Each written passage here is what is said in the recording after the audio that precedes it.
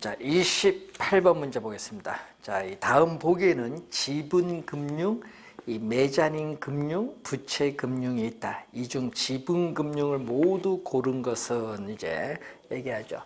자, 이 부동산 증권을 보면은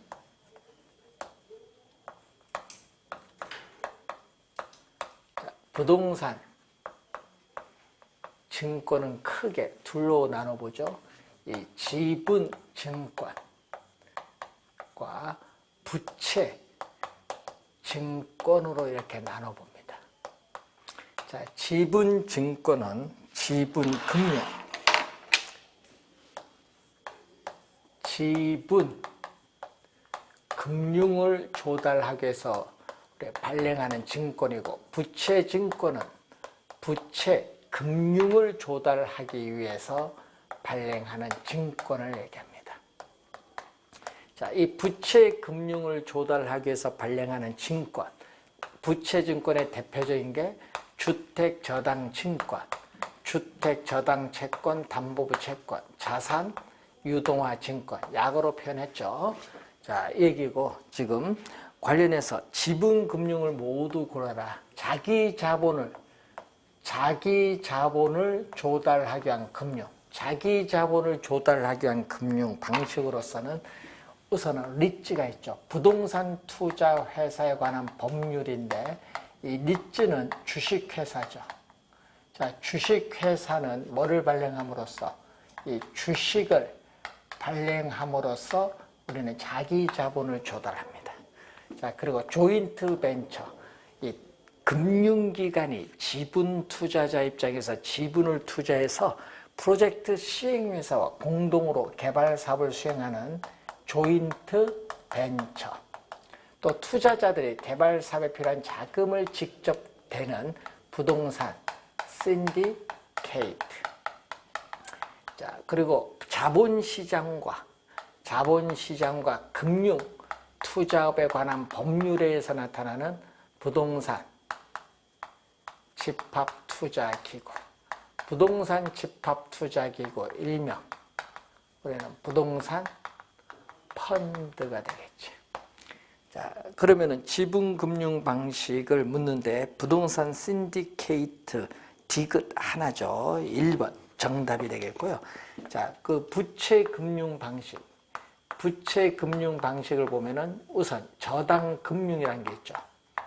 자, 부동산을 담보로 금융기관으로부터 타인 자본을 조달하는 저당금융이 있고, 수익증권을 금융기관에 제출해서 자금을 조달하는 신탁 증서 금융이 있겠고, 또 주택법에 의해서 주택 상환 사채를 발행함으로써 우리는 또 자금을 타인 자본을 조달하고, 또 프로젝트 파이낸싱에서 프로젝트 시행회사가 또 회사의 채권을 발행해서 타인 자본을 조달하는 게 부채금융. 기역과 니은, 네 번째 니을은 부채금융과 관련이 있습니다. 그리고 마지막 신주 인수권부 사채는 바로 메자닌 금융이죠. 자, 이 메자닌 금융은 자기 자본, 이 지분과 부채의 중간 성격, 부채의 중간 성격을 가진 것을 의미하는데, 대표적으로 우리 신주 인수권부 사채, 그리고 전환 사채, 또 배당에 우선순위가 빠른 주식, 우선주라든지, 또 후순위 대출, 다른 모든 대출 조건에 비해서 뒤에 놓이는 후순위 대출, 뭐 이런 거, 또 자산 매입 조건부 대출, 이런 것은 전부 메자닌 금융에 속하는 겁니다. 자, 29번 문제로 갑니다. 29번 문제로 가면은, 자, 부동산 개발에 관한 설명 중 틀린 것. 우리나라의 도시 개발은 매수 방식 또는 환지 방식, 혼합 방식으로 시행할 수 있다. 맞는 지문이죠. 개발 사업의 타당성 분석에서 재무적 타당성 분석은 개발 의사결정의 준거, 기준이 됩니다. 맞는 질문. 재정비 촉진지구는 농촌에서 농지 기반 시설의 재정비를 촉진하기 위한 지역. 틀렸죠. 우리가 재개발 사업이나 주택 재건축 사업 등에 있어서 우리가 지역의 주거 환경이 안 좋을 때 이것을 재정비를 하기 위해서 지정하는 지역입니다. 3번 정답. 4번 재건축 사업으로 인해서 정상주택 가격 상승분을 초과한 재건축 이익은 국가가 환수할 수 있다. 바로 뭐가 있다? 우리 재건축 초과 이익 환수에 관한 법률이 있죠. 자, 재건축 초과 이익 환수에 관한 법률에 의해서 뭐를 부과하죠? 재건축 부담금을 부과하죠. 자, 재건축 우리가 부담금 제도가 있어요. 재건축 부담금을 부과함으로써 개발 이익을 환수합니다. 자, 5번 국가는 건축 행위로 인해서 유발되는 기반 시설을 설치하거나 그에 필요한 용지를 확보하기 위해서 기반 시설 부담금을 징수할 수 있다. 맞는 지문이죠. 그래서 정답은 3번이 정답. 자, 30번 문제로 갑니다. 부동산 마케팅 전략에 관한 설명 중 틀린 것. 부동산 중개업소를 적극적으로 활용한다는 것은 부동산 마케팅 포피 전략 중 촉진 전략이 아니죠. 유통 경로 전략입니다. 자, 이 시장 점유 마케팅 전략이죠. 자, 시장 점유 마케팅 전략은 표적 시장을 선점하거나 또는 틈새 시장을 점유하는 기법으로서 STP 전략과 포피 네 가지 P가 믹스한 전략이 있죠. 자, 이 네 가지 P의 프레이스, 프로덕트는 제품 전략, 프라이스는 가격 전략, 프로모션은 촉진 전략인데 지금 부동산 개발 회사가 직접 분양하거나 분양 대행회사를 통해서 분양하거나 부동산 중개업소라든지 주택 금융기관을 활용해서 분양하는 것은 바로 유통경로 전략이죠. 유통경로 전략인 프레이스를 말합니다. 좀 주의해야겠죠. 작년에 또 출전했었죠. 1번 틀린 지문. 1번 정답.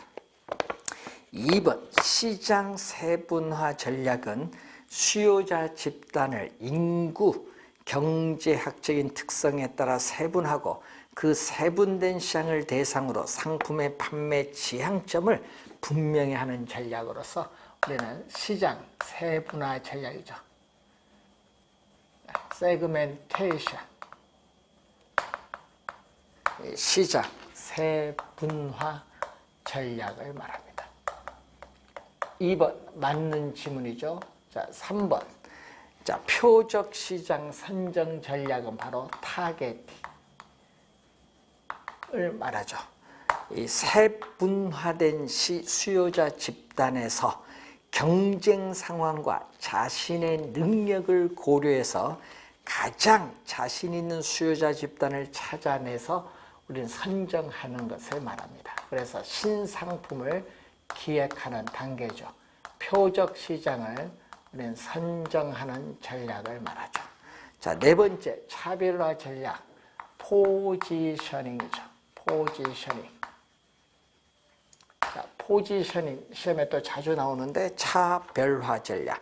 동일한 표적 시장을 갖는 다양한 공급 경쟁자들 사이에서 우리는 자신의 상품을 어디에 위치시킬 것인가를 정하는 전략을 우리는 차별화 전략입니다. 자, STP 전략의 설명이 2, 3, 4죠. 맞는 질문. 촉진 전략은 광고 등 매체를 통해서 수요자의 관심을 끌기 위한 전략으로서 촉진 전략은 유료인 광고, 또 무료로 많이 행하는 홍보라든지 보험 설계사처럼 쌍방향 커뮤니케이션을 통한 인적 판매라든지 또 경품 등을 제공하는 판매 촉진이라든지 자, 이런 것은 촉진 전략에 속하죠. 자, 5번 맞는 질문이 되겠습니다. 자, 우선 시장 점유 마케팅 전략에서 23, 4, 5회는 세그멘테이션에서 계속 출제하고 있죠. 자, 31번 문제로 갑니다. 도시의 공간 구조에 대한 다음 설명 중 틀린 것. 소도시에서는 주택, 상점, 공장, 관청이 혼재하여 용도 지역이 미분화되나 도시가 성장함에 따라 주거지역, 상업지역, 공업지역 등으로 용도 지역의 분화 형상이 일어난다. 맞는 질문이죠. 자, 은행, 백화점, 호텔 등은 도시의 중심부를 구심점으로 집중하는 경향이 있고 주택, 공장은 도시 외곽, 주변 지역에 빠져나가는 거 원심적입니다. 원심적으로 분산되는 경향이 있다. 맞는 질문. 도시 공간 구조는 토지 가격, 지가와 깊은 관련이 있어서 도심부는 높은 지가를 부담할 수 있는 용도의 건물이 또 도시 외곽 주변부는 낮은 지가를 부담하는 건물이나 시설이 입지하는 경향이 있다. 당연하죠. 자, 4번 도시 내부에서는 지역 분화 현상이 나타나는데 응집 모이는 거죠. 음집, 분산, 집심, 이심, 전문화, 분리, 침입, 천이, 흡수, 병합. 요건 뭐죠? 도시 생태학적인 용어가 나오죠. 맞는 질문. 5번 도시 내부에서 지역의 분화가 세분화가 되면은 상업지역은 고도상업지역, 중고도상업지역, 일반 상업지역 등으로 세분화되나 주거지역은 오히려 단순화된다는 게 틀렸죠. 주거지역도 뭐죠? 전용 주거지역, 준주거지역, 일반 주거지역으로 세분화돼요. 주거지역도 뭐다? 세분화가 됩니다. 5번 정답. 단순화된다니까 틀린 질문. 32번 부동산 개발에 관한 설명 중 틀린 것.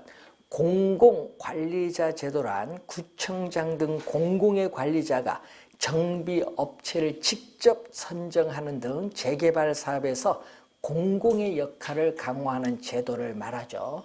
자, 성동구청에서 먼저 실시를 한 제도죠.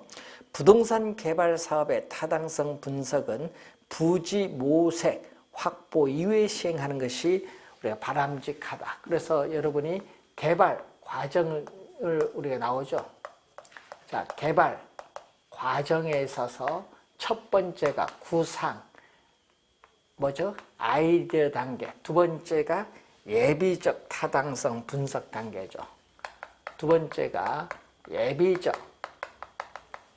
타당성 분석 단계가 되고 세 번째가 뭐가 된다? 세 번째가 적정한 부지를 모색, 확보하는 단계. 부지 구입 단계가 세 번째고 네 번째가 이제 여기서는 예비적이지만 여기는 뭐다? 타당성 분석 단계.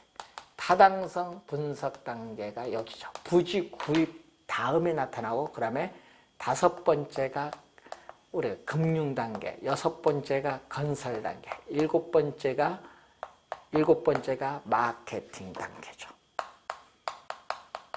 조성된 택지를 분양하는 마케팅 단계. 그러니까 지금 요거 설명하고 있죠. 그래서 맞는 질문이 되겠습니다. 3번 택지의 원활한 공급을 통해서 이 양적인 주택 문제, 주택 수요에 비해서 공급이 부족한 양적인 주택 문제를 해결하고 개발 이익의 사유화를 방지하기 위한 사업을 우리는 도시환경정비 사업이 아니라 도시 거의 정비 사업이 아니라 뭐가 된다? 3번 질문에 공영개발사업, 대규모 개발사업에 적용하는 공영개발사업. 자, 공영개발은 정부가 부동산 시장에 직접 개입을 해서 개발을 하죠. 그래서 수용 방식의 공영개발사업은 대규모 개발사업의 택지 개발 촉진법에 근거해서 대규모 개발사업에 활용되어 왔습니다. 3번 정답. 주택 재개발 사업은 참여자들 간에 이해 조정이 쉽지 않아 사업 시행이 느린, 더딘 문제가 있죠. 문제점이죠. 혁신 신도시 개발은 일정 지역에 집중된 공기업을 지역별로 분산하여 지역 균형 발전을 목적으로 하는 사업. 자, 요거 뭐죠? 우리 노무현 대통령 시절에 나온 혁신 도시 개발입니다. 자, 3번이 정답이 되겠고요. 33번 문제로 갑니다. 자, 상권 분석에 관한 설명 중 틀린 것은 상권 분석 기법을 부지 선정 기법과 상권 획정 기법으로 구분할 때 경험의 법칙, 재고 기술법, 순위법, 비율법 요 네 가지 나온 거 요까지 비율법까지는 부지 선정 기법. 뒤에 레일리의 소매 중력 법칙, 허피 확률 모형은 상권 획정 기법. 그러니까 틀렸죠. 어떻게 돼? 경험 법칙, 재고 기술법, 순위법, 비율법 요 네 가지는 부지 선정 기법입니다. 그래서 1번 정답이 되겠고, 자 5번 지문 한번 보세요. 순위법은 항목별 평가를 한 후에 가중치를 적용하여 우리는 합산함으로써 종합 점수를 가지고 평가하는 방법을 말하고, 비율법은 매상고는 종속 변수죠. 주요 독립 변수과의 관계를 정량화한 것으로서 예컨대 시장 지역의 시장의 포화도가 어느 정도 되느냐 조사하는 방법을 말합니다. 맞는 지문이고 2번, 3번, 4번이 나오죠. 자, 2번, 3번, 4번은 요 얘기죠. 상권 획정 기법입니다. 자, 상권 획정 기법으로서 우선은 공간 독점법이 나오죠. 자, 일정한 지역의 공간을 독점하는 방법인데 요거는 확정된 상권, 확정 상권의 형태를 띠고 프랜차이즈한 체인점이 대표적이죠.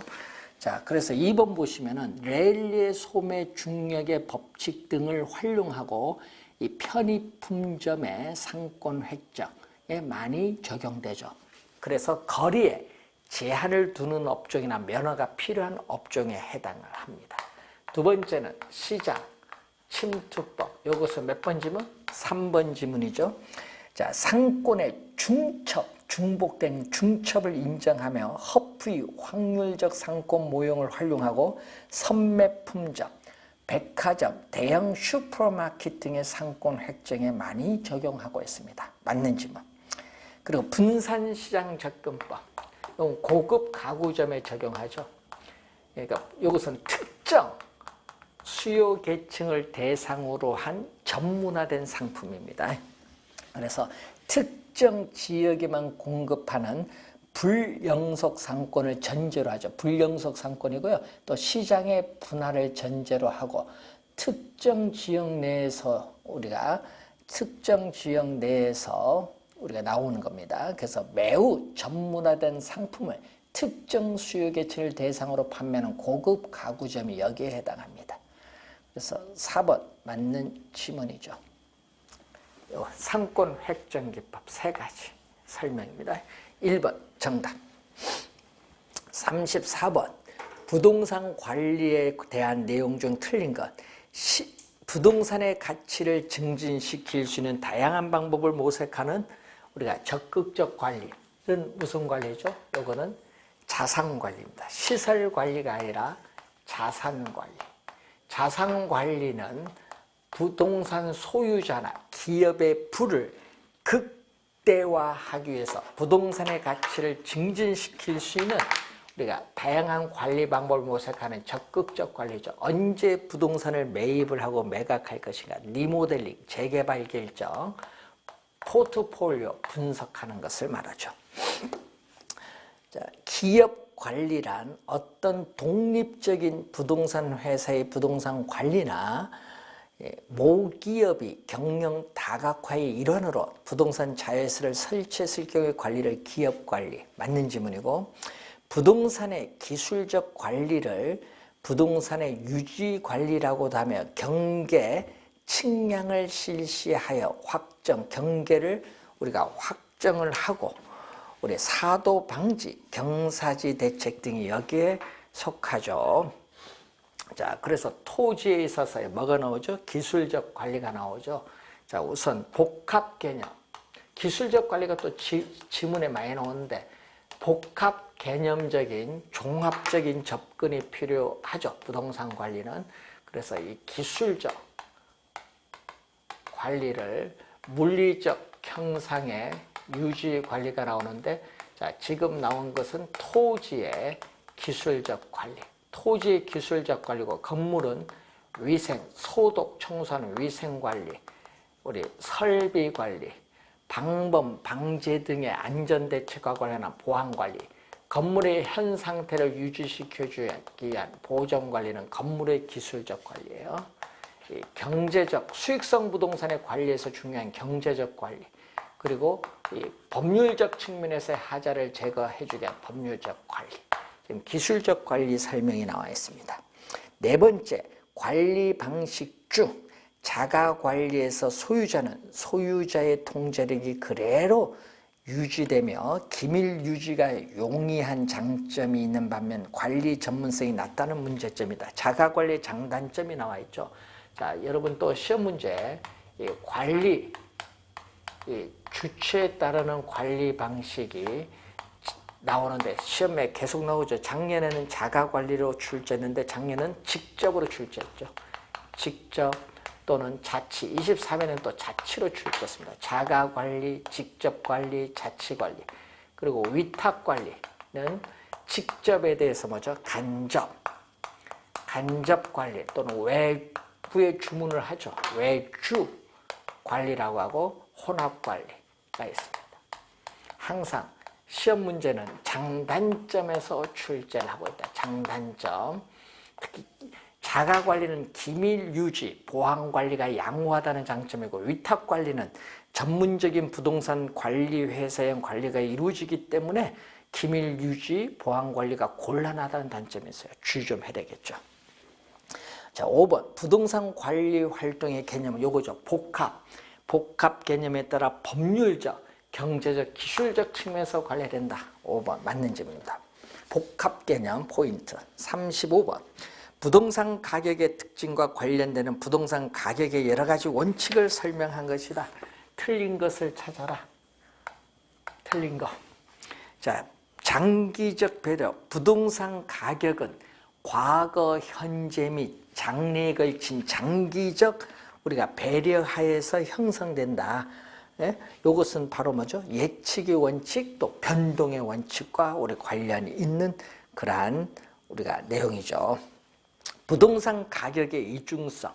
자, 여러분 35번에 2번 수요, 부동산 시장에서의 수요와 공급이 만나서 가격이 결정되고 이 가격이 다시 수요와 공급에 영향을 주죠. 이것을 우리는 가격의 이중성인데, 이 가격의 이중성은 부동산에만 존재하는 것이 아니라 모든 시장에 존재하는 모든 상품에 존재하고 수요, 공급의 원칙과 관련했어요. 맞는 질문. 소유권, 기타, 권리에 있어서의 합계는 부동성에 근거하거든요. 토지 특성, 부동성에 근거하기 때문에 수익 배분의 원칙 3번 정답이죠. 부동성, 권리의 분할, 가능성에 근거해서 부동산 가격은 소유권, 기타, 권리나 이익에 있어서의 가격이죠.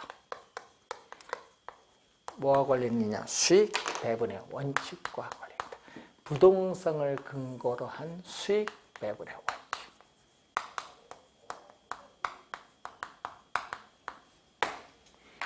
3번 정답. 지역성의 가격. 자, 부동산 가격은 부동산을 둘러싼 지역의 영향을 받아요. 그래서 적합의 원칙, 또 개별적으로 형성된다는 것은 최유효 이용의 원칙과 관련이 있습니다. 자, 정답은 3번이 정답. 36번. 지역 분석과 개별 분석에 대한 설명으로 틀린 것은 부동산 가격은 대상 부동산의 최유효 이용의 상태를 전제로 파악되는 가격을 표준으로 하여 형성되는 것이기 때문에 개별 분석에서는 자, 개별 분석에서는 할 때 요 네모 씌우면 되겠죠. 시험 문제는요, 요걸 지역 분석으로 많이 내요. 개별 분석에서는 대상 부동산의 최유효 이용의 상태를 판정할 필요가 있다.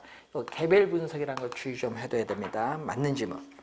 2번, 개별 분석은 개별 요인의 작용 상태가 어떤 것인가를 분석 검토함으로써 대상 부동산의 지역적 특성에 적합한 최유효 이용의 판정이 가능합니다. 맞는 질문. 3번, 개별 부동산의 최유효 이용 판정은 인근 지역의 지역 특성에 제약하에 있기 때문에 인근 지역의 표준적 이용과의 상관관계를 명백히 해야 되겠죠. 그래서 여러분이 우리는 지역의 특성, 자, 지역의 특성을 우리 파악을 하죠. 대상 부동산에 속해 있는 지역의 특성을 파악을 해서 이 표준적 사용의 형상과 장래의 동향을 명백히 해서 가격 수준을 판정하는 작업이 지역 분석이거든요. 그럼 이 표준적 사용을 지표로 해서 우선은 대상 부동산의 최유효 이용을 판정을 해야 돼요. 그래서 여러분 이 대상 부동산의 뭐를 통해서 우리는 대상 부동산의 표준적 사용을 지표로 해서 최유효 이용은 결정되는 피결정성을 우리가 가지고 있어요. 그래서 맞는 지문이고, 지역 분석의 대상은 원칙적으로 인근 지역과 유사 지역이며 대상 부동산과 같은 동에 속한 지역은 인근 지역으로 설정하여야 한다. 하여야는 반드시인데, 이러면 면, 동과 같은 행정적 구역과 일치하는 것도 아니다. 또 국주의 계획 및 이용에 관한 법률상의 용도 지역과도 일치하는 것은 아니라는 것. 그래서 또 지역 분석의 대상은 뭐죠? 용도적 관점에 따라 인위적으로 분류했을 때 인근 지역, 유사 지역, 동일 수도권을 대상. 작년에 또 출제했었죠. 4번 정답. 지역 분석에서 사용되는 유사 지역은 특성이 인근 지역과 유사하여 인근 지역과 가격면에서 대체 관계가 어떻게 돼요? 성립될 수 있는 지역을 우리는 어떻게 된다? 바로 유사 지역이라고 하죠. 맞는 개념이죠.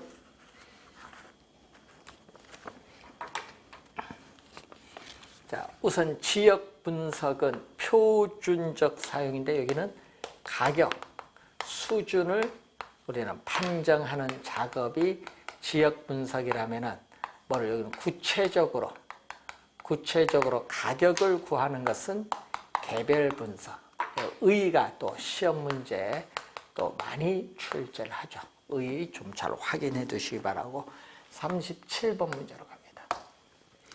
다음과 같이 주어진 사항을 근거로 건물의 가격을 구하면 자, 재조달 원가를 산정하기 위한 비용은 기준 시점에서로 보는데, 자, 건물에 있어서의 재조달 원가는 표준적인 건설비. 자, 표준적 건설비에는 우선 직접 공사에 드는 비용, 간접 공사 비용, 또 우리는 도급 공사를 기준하기 때문에 개발업자 수급인의 적정한 이윤이 포함되죠. 자, 여기다가 도급인이 부담을 해야 돼. 통상적인 부대 비용을 더해주면 구할 수 있죠. 자, 지금 직접 공사비 10억, 간접 공사비 2억 5천, 그리고 수급인의 이유는 직접 공사비 10억에 10%, 1억. 통상적 부대 비용 직접 공사비 10억에 5%, 얼마? 우리는 5천만 원. 그러면 13억, 14억이 되겠죠? 다 됐더니. 그래서 건물의 재조달 원가는 14억 원이 나와요. 자, 준공연도는 2013년 10월 28일, 그리고 기준 시점은 2015년입니다. 그 공 하나 더 들어갔네요. 2015년 10월 28일. 2015년 10월 28일. 2년이죠. 그러면 2년이 됩니다. 2년. 2015년 10월 28일입니다. 그러면 얘기죠. 준공을 했어요. 준공을 했는데 몇 년 경과했다? 2년 경과한 이 시점, 이 기준 시점에서 내 건물의 가치가 얼마냐 이걸 보는데 이 잔존, 내용연수가 몇 년? 이게 48년이죠. 48년이면 이 전체가 뭐죠? 전체 이 50년이 바로 경제적 내용연수입니다. 경제적 내용연수는 지금 50년이 나와요. 자, 그리고 잔존가치율은 0%죠. 자, 잔존 가치율은 재조달 원가에서 잔존 가격이 차지하는 비율인데 0%. 그럼 잔존 가격도 0이 나오겠죠. 자, 그러면은 여기서 매년의 감가액은, 자, 매년의 감가액은 재조달 원가에서 잔존 가격을 빼줬죠. 빼준 것을 뭘로? 네, 경제적 내용연수로 나눠주면 됩니다. 그런데 재조달 원가는 지금 얼마? 14억 원. 근데 여기 제로를 50년으로 나누죠. 그러면 공 하나 없어지면 1억 4천. 1억 4천을 오면 1억 2,800만 원. 자, 2,800만 원이 나오죠. 자, 그럼 감가총액은, 자, 총 감가액은 2,800만 원. 2,800만 원, 연 2,800만 원의 경과년수 2년을 곱해준데 이것은 뭐죠? 물리적 감가. 자, 시간의 경과함에 따라 노후화 등의 감가, 물리적 감가 5,600만 원이에요. 자, 5,600만 원에다가 또 관찰감가법이 나와. 자, 관찰령이죠. 관찰감가법 변경해서 이 건물은 출입구가 협소하여 확장공사비는 약 얼마? 확장공사비는 약 2천만 원이 소요될 것으로 판단된다. 이거는 뭐죠? 이건 바로 무슨 감가? 관찰감가법에서 관찰했더니 기능적 감가가 나와요. 기능적 감가가 나와요. 그러니까 이거 합쳤더니 얼마? 7천, 총 감가액은 7,600만 원. 따라서 우리는 적산 가액, 구하고자 하는 적산 가액은 재조달 원가 14억 원에서 뭐를 뺀다? 총 감가액인 7천, 요걸 빼니까 13억 2,400만 원이 정답. 13억 2,400만 원인데 중요한 포인트는 요거죠. 관찰감가법을 병용했어요. 자, 정액법과 관찰감가법을 병용했을 때 요거에 들어간다는 거 주의하셔야 되겠습니다. 자, 그래서 3번 정답이 되겠습니다. 38번 문제. 자, 임대료에 관한 다음 설명 중 가장 정확하게 기술한 것을 이제 묻는 거죠.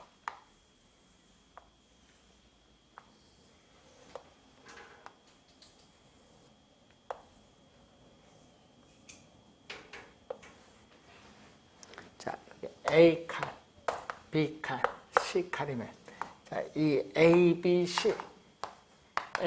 C를 다 더해준 게 바로 실질 임대료. 임차인이 임대인에게 지불하는 모든 실질적인 경제적 대가. 그러니까 실질 임대료인데 실질 임대료는 요 A, B를 더해준 이게 바로 뭐죠? 우리는 순임대료. 그럼 이게 지금 뭐다? 요 AB가 순임대료에다가 C는 뭐다? 필요제격비. 대상 물건을 계속 임대하는 데 필요한 경비 뭐죠? 감가상각비, 유지관리비, 공조공가, 손해보험료 우리는 대손, 준비금, 우리가 공실 등의 손실 상당해. 요 얘기죠. 필요재경비. 그러니까 순임대료의 뭐를? 필요재경비. 지불임대료가 아니라 필요재경비를 합한 액수. 그래서 1번은 틀렸고 2번 예금적은 여기 들어오죠. 예금, 또 선불. 예금적 성격. 예금적 성격을 가지는 일시금. 여러분 일시금은 보증금이나 전세금 얘기해. 일시금의 운용함으로써는 이 선불적 성격을 가지는 또 일시금의 상각에 또 일시금의 미상각 운용이 하여튼 일시금 성격은 어디 있다? A에 있어요. 자, 그럼 예금적 성격의 요거죠. 일시금의 운용이익은 순임대료에 포함되고 있죠. 2번 정답. 부가사용료와 공익비는 부가사용료 공익비는 요거. 부가사용료와 공익비는 어떻게 돼요? 순임대료에 포함된다니까 틀렸어요. 뭐죠? 부가사용료와 공익비 중 뭐죠? 실비, 실제 경비잖아요. 실제 비용을 뭐 한다? 실비를 초과하는 금액. 그러니까 여러분 부가사용료와 공익비 하면 더 부가사용료와 공익비 중 실비를 초과하는 금액입니다. 틀린 지문. 4번 순임대료에는 소득세와 법인세 및 저축성 보험료를 제외한 필요재경비. 여러분 순임대료에는 필요재경비는 포함되지 않습니다. 지불임대료는 요거죠. 요 두 개를 대준 B와 C를 대준 임차인이 임대인에게 지불하는 임대료는 요거. 지불임대료는 필요재경비가 포함돼야 안 돼요. 요거 C 포함되죠. 그래서 5번 틀린 질문. 또 각 지불 시기에 지불되는 순임료액. 이 표를 이해하는가 보는 문제가 되겠습니다. 자, 39번 문제. 다음 자료를 이용해서 부동산 가치를 구하라. 자, 대상 부동산의 시장 임대료가 얼마죠? 1,200만 원이 나와. 월이니까 연을 구해야 되거든요. 12개월을 곱해줘야 돼. 그러니까 1억 4,400만 원이 바로 가능 총소득. 이 연간이 나온 거예요. 자, 월은 연으로 가야 되죠. 공시불량부채는 1억 4,400만 원에 몇 프로? 5%. 5%. 공실 5%를 했더니 얼마? 720만 원이 빼주죠. 빼주면 유효, 공식을 고려한 유효 총소득은 얼마? 빼줬더니 1억 우리가 3,680만 원이 유효 총소득. 자, 여기다가 또 뭐를 빼야 돼? 영업경비인데 영업경비는 1억 3,680만 원 유효 조소득의 몇 프로? 45%, 0.45, 45% 곱해주면은 얼마 나와요? 6,156만 원이 나오죠. 6,156만 원을 빼주면은 순 영업소득 1억 3,680에서 6,156만 원을 뺐더니 우리는 7,524만 원이 나와요. 자, 그러면은 부동산 가치는 얼마? 우리는 부동산 가치인 수익 가액은 대상 물건으로부터 장래에 산출할 것으로 기대되는 순수익 얼마? 우린 7,524만 원이 들어가죠. 여기다가 환원 이율 몇 프로? 12%, 0.12를 근데 분모분제 100을 곱해줘서 12로 나눠주면 되겠죠. 그러면은 얼마? 우린 6억 2,700만 원. 6억 2,700만 원이 구하고자 한다. 그래서 정답은 얼마? 4번이 정답이죠. 자, 여러분 환원이율인데, 자, 여기는 뭐죠? 환원. 이율은 0.1인데, 자, 이 환원 이율의 구조를 보면은 부동산 투자로부터 미래에 예상되는 자본에 대한 이 수익률에다가 우리 미래의 부동산 사용에 따르는 감가상각분, 자본 회수를 대준 개념인데, 자본 수익률은 평가이론에서는 미래에 예상되는 수익을 현재의 가치로 할인하는 할인율, 자본 회수율이 바로 우리는 감가상각률이죠. 감가상각률인데 지금 이게 10%고 이게 2%니까 12%인 0.12가 들어온 겁니다. 자, 40번 문제로 갑니다. 부동산 가격 공시제도죠. 개별 공시지가에 관한 설명 중 틀린 것은 표준지로 선정된 토지, 조세 또는 부담금 등의 부과 대상이 아닌 토지에 대해서는 개별 공시가를 공시하지 아니할 수 있다. 이 경우, 그럼 뒤에 질문에 또 시험에 많이 나오잖아요.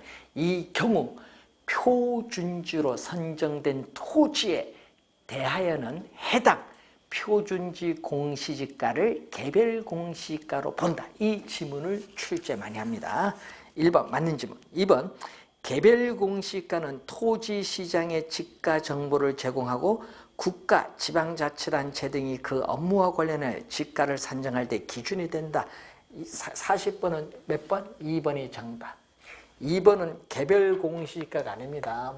표준지 공시지가예요. 자, 2번 지문은 표준지 공시지가의 효력.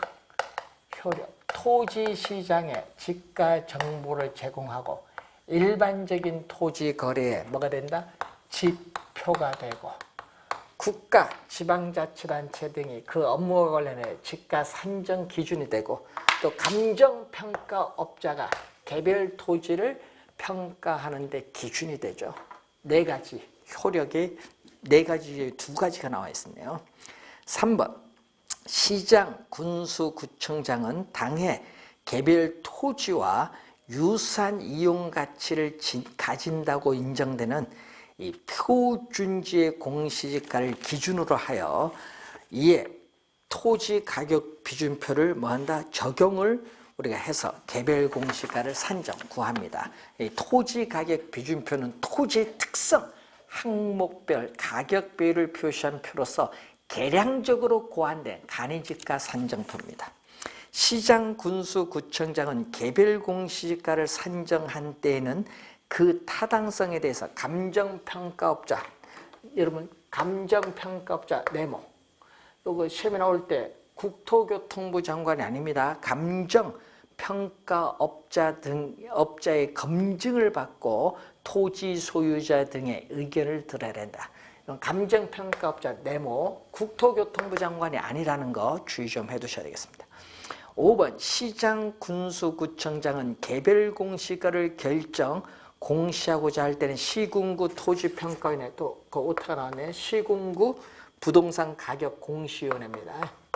자, 시군구 토지평가위원회를 이렇게 고쳐주세요. 바뀐 거. 부동산 가격 공시위원회.